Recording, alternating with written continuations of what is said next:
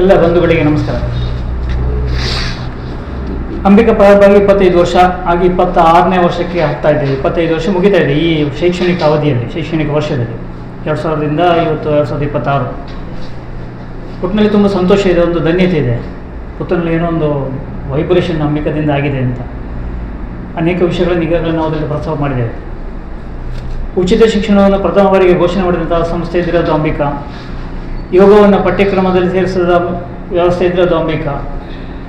ಈಜುಕೊಳದ concept ಇದ್ದಿರೋದು ಪುತ್ತೂರಿನಲ್ಲಿದ್ದು Ambika. ಇಂಥದ್ದು ಅನೇಕ ವಿಷಯಗಳಿದೆ. ನಮ್ಮ ಮಿಲಿಟರಿಯವರಿಗೆ ಉಚಿತ ಶಿಕ್ಷಣ ಕೊಟ್ಟಂಥ ವ್ಯವಸ್ಥೆ ಇದ್ದಿರೋದು ಅಂಬಿಕಾ. ನಮ್ಮ ದಕ್ಷಿಣ ಭಾರತದಲ್ಲಿ ಏಕೈಕ ಸೈನಿಕರ ಸ್ಮಾರಕ ಅದು ಅಮರ್ ಜವಾನ್ ಜ್ಯೋತಿ, ಅದು ಅಂಬಿಕಾ. 1857ರ ಪ್ರಥಮ ಸ್ವಾತಂತ್ರ್ಯ ಸಂಗ್ರಾಮದ ಸ್ಮಾರಕವನ್ನು ಪುನರುಜ್ಜೀವನಗೊಳಿಸಿಬಿಟ್ಟು ಅದಕ್ಕೆ ಮಂಗಲ್ ಪಾಂಡ್ಯಂದು ಚಕ್ರ ನವೀಕರಣ ಮಾಡಿಬಿಟ್ಟು ಲಕ್ಷಾಂತರ ರೂಪಾಯಿ ಖರ್ಚು ಮಾಡಿದಂತಹ ಇವತ್ತಿಗೂ ನಮ್ಮ ಪುತ್ತೂರು ಆಸುಪಾಸಿನ ವಲಯದ ಆಯುಕ್ತರು ಸ್ವಾತಂತ್ರ್ಯ ದಿನಾಚರಣೆಯ ಸಂದೇಶವನ್ನು ಕಳಿಸುವಂತಹ ವೇದಿಕೆ ಕಲ್ಪಿಸಿರುವುದು ಅಂಬಿಕಾ. ಇಂಥದ್ದು ಅನೇಕ ವಿಷಯಗಳಿದೆ. ಹೇಗೆ ಇವತ್ತು ಬೆಳ್ಳಿ ಹಬ್ಬದ ಸಮಾರೋಪ ಈ ವರ್ಷ ಒಂದು ಬೆಳ್ಳಿ ಹಬ್ಬ ತುಂಬ ಸಂಭ್ರಮದ ವಿಷಯ. ಆ ಬೆಳ್ಳಿ ಹಬ್ಬದ ಪ್ರಯುಕ್ತ ತುಂಬ ಕಾರ್ಯಕ್ರಮಗಳನ್ನು ಆಯೋಜಿಸಿದ್ದೇವೆ ನಾವು. ಮಕ್ಕಳಿಗೆ, ಪೋಷಕ ಬಂಧುಗಳಿಗೆ, ವಿಶೇಷವಾಗಿ ಜನರಲ್ ಪಬ್ಲಿಕ್, ಸಾರ್ವಜನಿಕರಿಗೆಲ್ಲ ದೊಡ್ಡ ಕಾರ್ಯಕ್ರಮ ಮಾಡಿದ್ದೆವು. ಅದರ ಉಲ್ಲೇಖವನ್ನು ಈಗಾಗಲೇ ಅದರಲ್ಲಿ ವರದಿಯಲ್ಲಿ ನಾವು ಉಲ್ಲೇಖ ಮಾಡಿದ್ದೆವು. ಹಾಗೆ ಒಟ್ಟಿನಲ್ಲಿ ಕೊನೆಗೊಂದು ಸಮಾರೋಪ ಮಾಡಬೇಕು ಅಂತಾದಾಗ ನಮಗೆ ಕಂಡಂಥದ್ದು ಮತ್ತು ಅತ್ಯಂತ ಕಲಶಪ್ರಾಯವಾಗಿ ಶ್ರೇಷ್ಠವಾದಂಥ ನಮ್ಮ ಸಮಸ್ತ ಹಿಂದೂ ಸಮಾಜಕ್ಕೆ ಸುಪ್ರೀಂ ಕೋರ್ಟ್ ಇರುವಂಥದ್ದು ಶೃಂಗೇರಿ ಪೀಠ. ಅಂಥವ್ರನ್ನೇ ನಾವು ಕೇಳಿಕೊಂಡಾಗ ತುಂಬ ಸಂತೋಷದಿಂದ ನಮಗೆ ಬಂದು ಆಶೀರ್ವಾದ ಮಾಡಲಿಕ್ಕೆ ಒಪ್ಪಿಕೊಂಡಿದ್ದಾರೆ. ನಾಡ್ದು ಮೇ 6ನೇ ತಾರೀಕಿಗೆ ಬರ್ತಾಯಿದ್ದಾರೆ. 7ನೇ ತಾರೀಕಿಗೆ ದೊಡ್ಡ ಸಾರ್ವಜನಿಕ ಸಮಾರಂಭ ಇದೆ. ಆಮೇಲೆ ಅದರಲ್ಲಿ ಧರ್ಮ ಶಿಕ್ಷಣ ಅಂತ ಹೇಳುವಂಥದ್ದು ಶತಶತಮಾನಗಳಿಂದ ನಮ್ಮ ಹಿಂದೂ ಸಮಾಜಕ್ಕೆ ಧರ್ಮ ಶಿಕ್ಷಣ ಸಿಕ್ಕಿಲ್ಲ. ಅದನ್ನು ಕೃಪೆ ತೋರಿಸುವಂಥವ್ರು ಶೃಂಗೇರಿ ಜಗದ್ಗುರುಗಳು. ಅವರು ಕಳೆದ ಮೇ 5ನೇ ತಾರೀಕಿಗೆ ಇಡೀ ಕರ್ನಾಟಕದಲ್ಲಿ ಪುತ್ತೂರನ್ನು ಒಂದು ಮಾದರಿ ತಾಲೂಕನ್ನು ಇಟ್ಟುಕೊಂಡು ಒಂದು ಪ್ರಾಯೋಗಿಕವಾಗಿ ಧರ್ಮ ಶಿಕ್ಷಣವನ್ನು ಆಚರಣೆ ಮಾಡಿದ್ದಾರೆ ನಮ್ಮಲ್ಲಿ. ಅದು ನಮ್ಮ ಮೂಲಕ ಕೈಗೂಡಿಸ್ತಾ ಇದೆ. ಅದರ ವಾರ್ಷಿಕ ಆಚರಣೆಗಳು ಕಾಕತಾಳೀಯವಾಗಿ ಮೇ 5ಕ್ಕೆ ಉದ್ಘಾಟನೆ ಮಾಡಿದ್ರು ಕಳೆದ ವರ್ಷ. ಈ ಸಲ ಮೇ 6ನೇ ತಾರೀಕಿಗೆ ಶೃಂಗೇರಿ ಜಗದ್ಗುರು ಇಲ್ಲಿದ್ದಾರೆ. ಒಂದು ವರ್ಷದ ವಾರ್ಷಿಕೋತ್ಸವದ ರೀತಿಯಲ್ಲಿ ಒಂದು ಸಂಕಲ್ಪಗಳು ಅಂಥ 700 ಜನ ವಿದ್ಯಾರ್ಥಿಗಳು ಸೇರುವಂಥ ಒಂದು ವ್ಯವಸ್ಥೆ, ಆ ವಿದ್ಯಾರ್ಥಿಗಳು ತಮಗಾದಂತಹ ಪಾಠವನ್ನು ಗುರುಗಳಿಗೆ ಒಪ್ಪಿಸುವಂಥ ಒಂದು ವ್ಯವಸ್ಥೆ, ಇದೆಲ್ಲ ಕಾರ್ಯಕ್ರಮಗಳು ನಡೀಲಿಕ್ಕಿದೆ. ಹಾಗಾಗಿ ಒಂದಷ್ಟು ಸಾರ್ವಜನಿಕ ಬಂಧುಗಳು 1000 ಜನ ವಿದ್ಯಾರ್ಥಿಗಳಿಗೆ ನಮಗೆ ಇದು ಉಚಿತ ಶಿಕ್ಷಣ ನಾವು ಕೊಟ್ಟಿದ್ದೇವೆ. 1000 ಜನ ವಿದ್ಯಾರ್ಥಿಗಳು ವರ್ಷಕ್ಕೆ 1 ಕೋಟಿ ರೂಪಾಯಿಗೆ ಹೆಚ್ಚು ನಾವು ಧನ ಸಹಾಯವನ್ನು ವಿದ್ಯಾರ್ಥಿಗಳು ಒದಗಿಸ್ತಾ ಇದ್ದೇವೆ. ಫಸ್ಟಿಗೆ ಮಾಡಿರೋದು ನಾವು. ಈಗ ನಮ್ಮ ಎಲ್ಲ ಕಾಲೇಜುಗಳಲ್ಲಿ PUC ಅವರಿಗೆ 90+, 95+, 98+ ಅಂತ ಹೇಳುವಂಥದ್ದು ಆ ಮೀಟ್ರ್ ಇದ್ದರೆ ಅದಕ್ಕೆ ಕಾರಣ ನಾವು. ಯಾವ ಕಾಲೇಜಿಗೆ ಮಕ್ಕಳು ಸೇರಲಿ ಅವರಿಗೆ ಉಚಿತ ಶಿಕ್ಷಣಕ್ಕೆ ಕಾರಣ 2010ರಲ್ಲಿ ನಾವು ಘೋಷಣೆ ಮಾಡಿರೋದು ಅಂಬಿಕಾದವರು. 2010 ಮೊದಲ ಬಾರಿಗೆ ನಾವು ಉಚಿತ ಶಿಕ್ಷಣ ಘೋಷಣೆ ಮಾಡಿರೋದು. ಉಳಿದವರೆಲ್ಲ ಮತ್ತೆ ಅವರಿಗೆ ವಿದ್ಯೆ ಇಲ್ಲದೆ ಘೋಷಣೆ ಮಾಡಿದರು. ಒಳ್ಳೆಯ ವಿಷಯ. ಜನರಲ್ ಪಬ್ಲಿಕ್ ಒಟ್ಟಿನಲ್ಲಿ ಅಂಬಿಕಾದಿಂದ ತುಂಬ ಸಹಾಯ ಆಗಿದೆ. ಇವತ್ತು ಶಿಕ್ಷಕರಿಗೆ ಆವಾಗ ಇದ್ದಂಥದ್ದು 8,000 ರೂಪಾಯಿ ಸಂಬಳ ಸುತ್ತಮುತ್ತಲಿನ ಕಾಲೇಜುಗಳಲ್ಲಿ. ನಾವು ಆವಾಗ 18,000 ರೂಪಾಯಿಗೆ ಏರಿಸಿದ್ದೆವು ಮೊದಲು ಸ್ಟಾರ್ಟಿಂಗ್.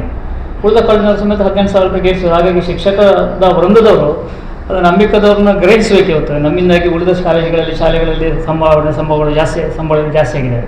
ಅದಕ್ಕೆ ನಮಗೆ ಖುಷಿ ಇದೆ. ಅಂತೂ ಒಟ್ಟಿನಲ್ಲಿ ಒಂದು ವೈಬ್ರೇಷನ್ ಪುತ್ತೂರಿನಲ್ಲಿ ಅಂಬಿಕಾದಿಂದಾಗಿ ಆಯಿತು. ಹಾಗಾಗಿ ಸಮಾರಂಭಕ್ಕೆ ಶೃಂಗೇರಿ ಜಗದ್ಗುರುಗಳೇ ಬಂದು ಇವತ್ತು ಕಾರ್ಯಕ್ರಮ ನೆರವೇರಿಸಿರುವಂಥದ್ದು ಅಪರೂಪದ ಸನ್ನಿವೇಶ, ಒಳ್ಳೆಯ ವಿಷಯ.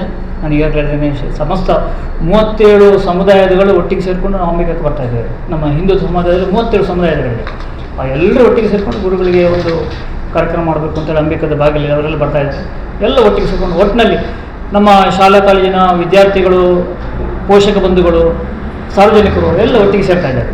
ಆ ದಿವಸ ಒಂದು ಅಪರೂಪದ ಕಾರ್ಯಕ್ರಮ ಸೃಷ್ಟಿಯಾಗಲಿಕ್ಕಿದೆ ಮೇ 7ನೇ ತಾರೀಕಿಗೆ. ಹಾಗಾಗಿ ವಿಶೇಷವಾಗಿ ನಮ್ಮ ಪತ್ರಕರ್ತರು ನಾವು ಏನು ಮಾಡಿದ ಸಮೇತ ಅದನ್ನು ಜನರಿಗೆ ತಿಳಿಸುವಂಥದ್ದು ನಿಮ್ಮ ಮೂಲಕ ಹೋಗುವಂಥದ್ದು. ಹಾಗಾಗಿ ನೀವು ಅದಕ್ಕೆ ಕಾರಣಭೂತರಾಗಬೇಕು, ಕೈ ಜೋಡಿಸಬೇಕು, ಈ ಕಾರ್ಯಕ್ರಮವನ್ನು ಯಶಸ್ವಿಗೊಳಿಸಬೇಕು ಅಂತ ನಿಮ್ಮಲ್ಲಿ ಕಳೆಗಳಿಂದ ನಾವು ವಿನಂತಿ ಮಾಡ್ಕೊತಾ ಇದ್ದೇವೆ. ಹಾಗೆಯೇ ಹೊಸತೊಂದು ವಿಷಯ ಏನಂತಂದರೆ ಅದರಲ್ಲಿ ಹಾಕಿದೆ ಉಲ್ಲೇಖ. ನಾವು ತುಂಬ ವಿಷಯಗಳನ್ನು ಸಮಾಜಮುಖಿಯಾಗಿ ಕೆಲಸ ಮಾಡ್ತಾ ಇದೆ ಅಂಬಿಕಾ ವೈಯಕ್ತಿಕವಾಗಿ ಅಥವಾ ಖಾಸಗಿ ಸಂಸ್ಥೆಯಾಗಿ ಇಲ್ಲಿ ಉಳಿದಿಲ್ಲ.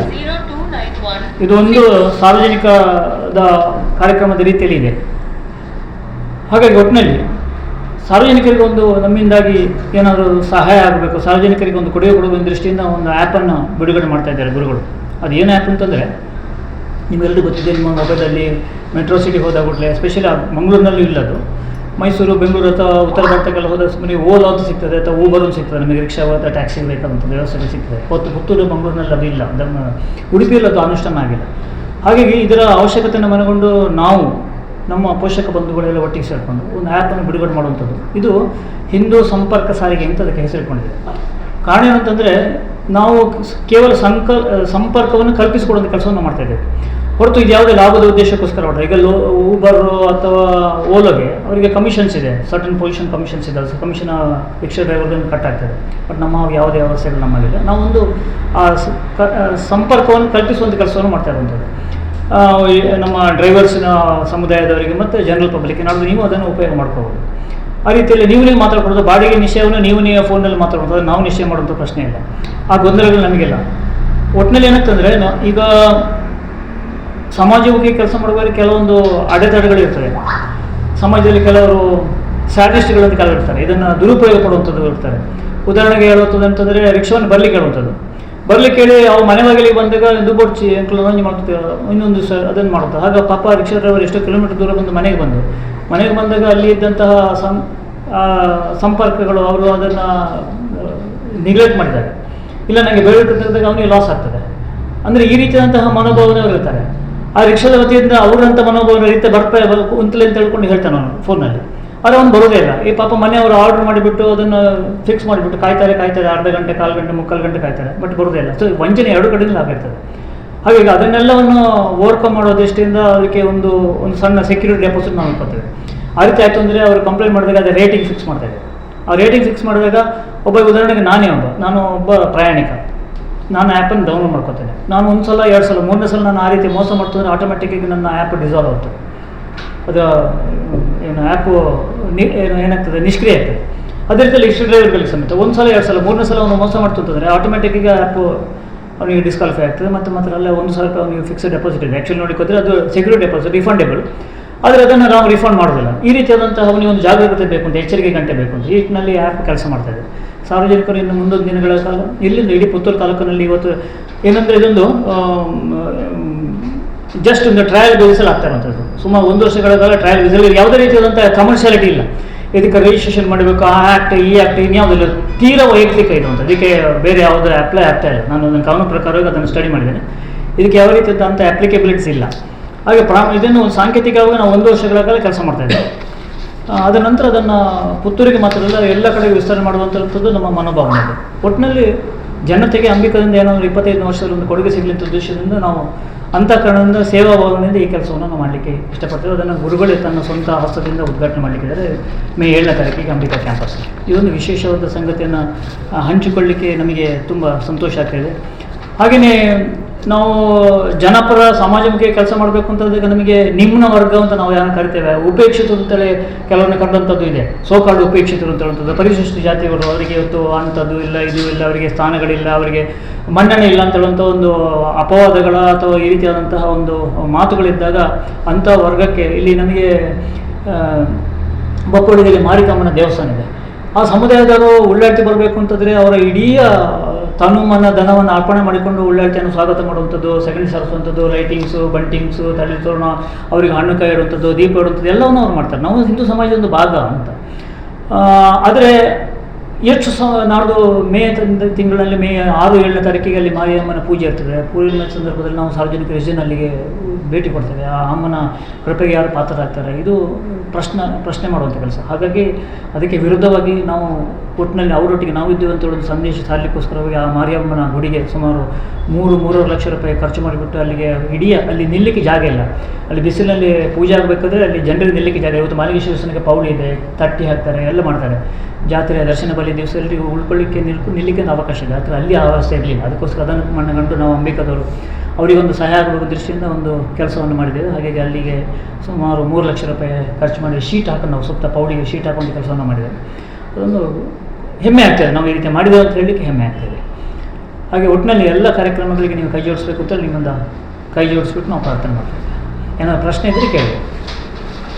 ಈಗ ಇಲ್ಲ, ಅದು ಬಿಡುಗಡೆ ಮಾಡಬೇಕು. ಈಗಲೇ ವ್ಯವಸ್ಥೆಗಳಾಗಿದೆ.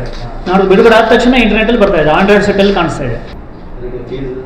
ಫೀಸ್ ನಮ್ಮದು ಶುಲ್ಕ ಅಲ್ಲ, ಅಂಬಿಕಕ್ಕೆ ಮತ್ತು ಅದಕ್ಕೆ ಫೀಸಿನ ಬಗ್ಗೆ ಯಾವುದೇ ಸಂಬಂಧ ಇಲ್ಲ. ಉದಾಹರಣೆಗೆ ನೀವು ರಿಕ್ಷಾ ಡ್ರೈವರಿಗೆ ಕನೆಕ್ಟ್ ಸಿಗ್ತದೆ. ಈಗ ನೀವು ಇಲ್ಲಿ ಪ್ರೆಸ್ ಕ್ಲಬ್ನ ಹತ್ರ ನೀವು ಆ್ಯಪನ್ನು ನೋಡಿದ್ರೆ ನಾವು ಡರಬೆ ಹೋಗಬೇಕು ಅಂತ ಹೇಳಿದ ತಕ್ಷಣ ಇಲ್ಲಿ ಮಾರ್ಕೆಟ್ ಹತ್ರ ನೀವು ಅದಕ್ಕೆ ಸಿಗ್ಬೋದು.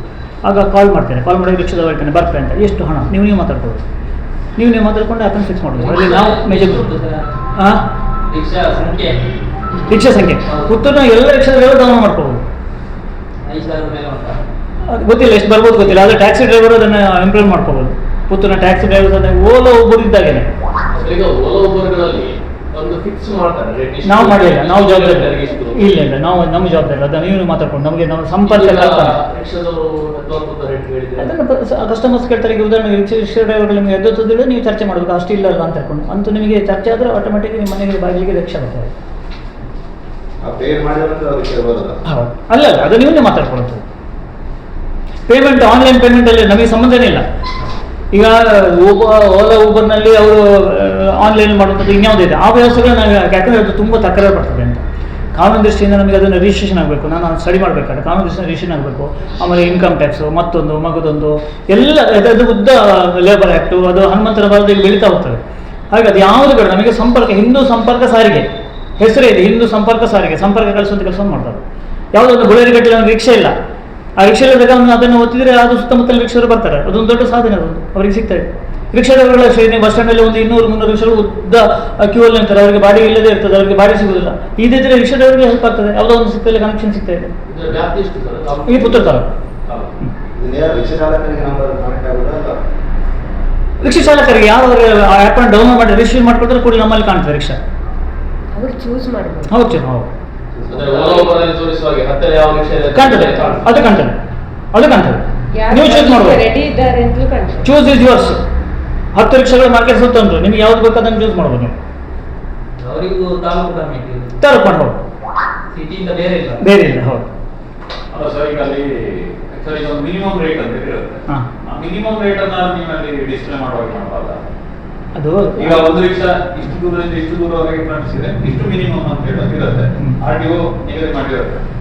ಆ ರೇಟ್ ಅನ್ನು ನೀವು ತೋರಿಸುವಾಗೆ ಮಾಡಿ ಮತ್ತೆ ನೀವು ಅವರ ಮಾತುಕತೆಗೆ ಬಿಡುವ ರೀತಿ ಯಾವ ತಂದಾರಿನ ಮಾಡ್ಬೋದಾ ನೋಡಿ, ಆಚರಣೆ ಮಾಡ್ತೀವಿ. ಸಜೆಷನ್ ಕೊಟ್ಟು ದೊಡ್ಡದಾಯ್ತು. ಈಗ ಇದು ಸಮಯ ಇದೆ, 7ನೇ ತಾರೀಕಿನ ಸಮಯ ಇದೆ. ಇದನ್ನು ವಿಮರ್ಶೆ ಮಾಡಿದ್ರೆ ಈಗ ಮಿನಿಮಮ್ ಗೊತ್ತಾಗಿದ್ರೆ ಯಾರೊಬ್ಬ ಹೊರಗಡೆಯಿಂದ ಬಂದು ಈ ಆ್ಯಪನ್ನು ಯೂಸ್ ಮಾಡ್ತಾನೆ, ಅವನಿಗೆ ಮಿನಿಮಮ್ ಎಷ್ಟು ಅಂತ ಗೊತ್ತಿರುತ್ತೆ. ಇವಾಗ 400 ರೂಪಾಯಿ ಹೇಳ್ತಾನೆ, ಅಲ್ಲಿ ಇರುತ್ತಾ 40 ರೂಪಾಯಿ ಅಂತ ಹೇಳಿದ್ರೆ ಅವನಿಗೆ ಗೊತ್ತಿರುತ್ತೆ ಹಾಗಾಗಿದೆ. ನೋಡೋಣ ವಿಮರ್ಶೆ ಮಾಡಿ. ಈಗ ರೈಲ್ವೆ ಸ್ಟೇಷನ್ ಇಂದಲೇ ಇಲ್ಲಿಗೆ ಬರ್ಲಿಕ್ಕೆ, ಪುತ್ತೂರಿಗೆ ಸಿಟಿಗೆ ಬರ್ಲಿಕ್ಕೆ ಒಬ್ಬೊಬ್ರು ಒಂದು ರೇಟ್ ಹೇಳ್ತಾರೆ. ನೀವು ಸಲಹೆ ಮಾಡಿ ಅದನ್ನು ನೋಡೋ ಆಲೋಚನೆ ಮಾಡ್ತೀವಿ. ಮಾಡು ಬೇರೆ ಪ್ರಶ್ನೆಗಳು ಇದ್ರೆ ಸುಮಾರು 4,000 ಅಂತ ನಮ್ಮ ನಿರೀಕ್ಷೆ, ಬಹುಶಃ ಹೆಚ್ಚಾಗುವ ಲಕ್ಷಣಗಳು ಕಾಣ್ತಾ ಇದೆ. ಯಾಕಂದರೆ ಮುಂಚೆ ಧರ್ಮ ಶಿಕ್ಷಣದ ಕಾನ್ಸೆಪ್ಟ್ ನಮ್ಮಲ್ಲಿ ಇರಲಿಲ್ಲ. ಈಗ ಹಳ್ಳಿಯಲ್ಲಿ ಸುಮಾರು 24-25 ಕಡೆಗಳಲ್ಲಿ ಧರ್ಮ ಶಿಕ್ಷಣ ಆಗ್ತದೆ. ಒಂದೊಂದು ಧರ್ಮ ಶಿಕ್ಷಣದಲ್ಲಿ 50, 75, 100, 150 ಜನ ವಿದ್ಯಾರ್ಥಿಗಳಿದ್ದಾರೆ. ಆ ವಿದ್ಯಾರ್ಥಿಗಳು ಮತ್ತು ಪೋಷಕ ಬಂಧುಗಳು ಬಂದರೆ ನಮ್ಮ ಅಂಬಿಕಾ ಕ್ಯಾಂಪಸ್ ಫುಲ್ ಆಗ್ತದೆ. ನಮ್ಮ ಮಕ್ಕಳು ಬೇರೆ, ಈಗ ನಮ್ಮ ಅಂಬಿಕದ 1,500 ಜನ ಮಕ್ಕಳು ನಮ್ಮ ಅಂಬಿಕದಲ್ಲಿ ಕಳೀತಾ ಇದ್ದಾರೆ. ಅವರು ಮತ್ತು ಅವರ ಪೋಷಕರು ಬಂದರೆ ಬೇರೆ ಸಂಖ್ಯೆ ಇದೆ. ಆಮೇಲೆ ಎಲ್ಲ ಸಮುದಾಯದ ಈಗಾಗಲೇ 34 ಸಮುದಾಯದವರಿದ್ದಾರೆ. ಅವರೆಲ್ಲರೂ ಬಂದುಬಿಟ್ಟು ಗುರುಗಳಿಗೆ ಪಾದಕಾಣಿಕೆ ಮಾಡುವಂಥ ಕೆಲಸಗಳು ಮಾಡ್ತಾರೆ. ನಾನು ಅದನ್ನು ಹೇಳಬೇಕು ಅಂತಿಲ್ಲ, ನಿಮಗೆ ಗೊತ್ತಿದೆ. ಅದು ಚಾತುರ್ಮಾಸ ಸಂದರ್ಭದಲ್ಲಿ ಎಲ್ಲ ಸಮುದಾಯದವರಿಗೆ ಸುಪ್ರೀಂ ಕೋರ್ಟ್ ಶೃಂಗೇರಿ, ಅದು ನಾನು ಹೇಳಬೇಕಾಗಿಲ್ಲ, ಎಲ್ಲರಿಗೂ ಗೊತ್ತಿದ್ದದು.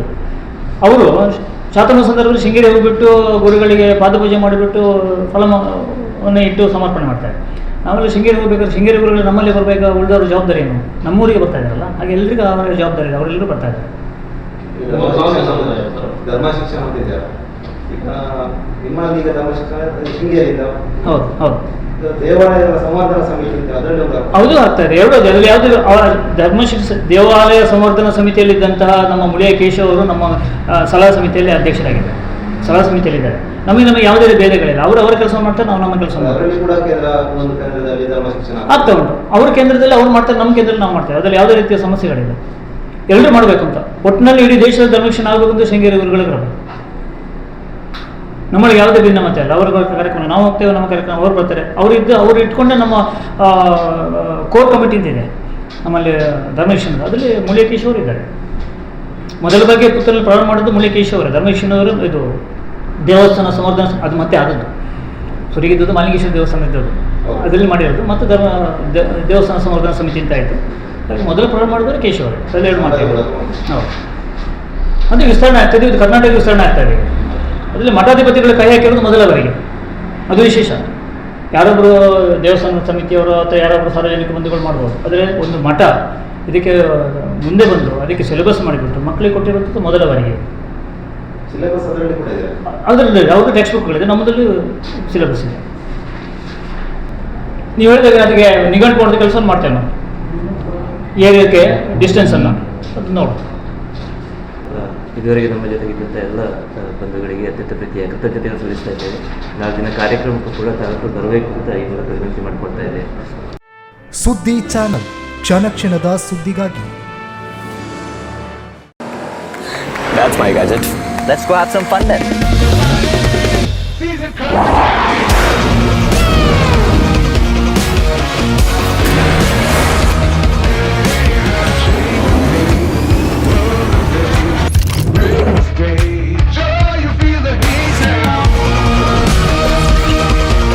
Introducing the hot and techy Brezza SCNG. Cool new SCNG tech for a cool new generation.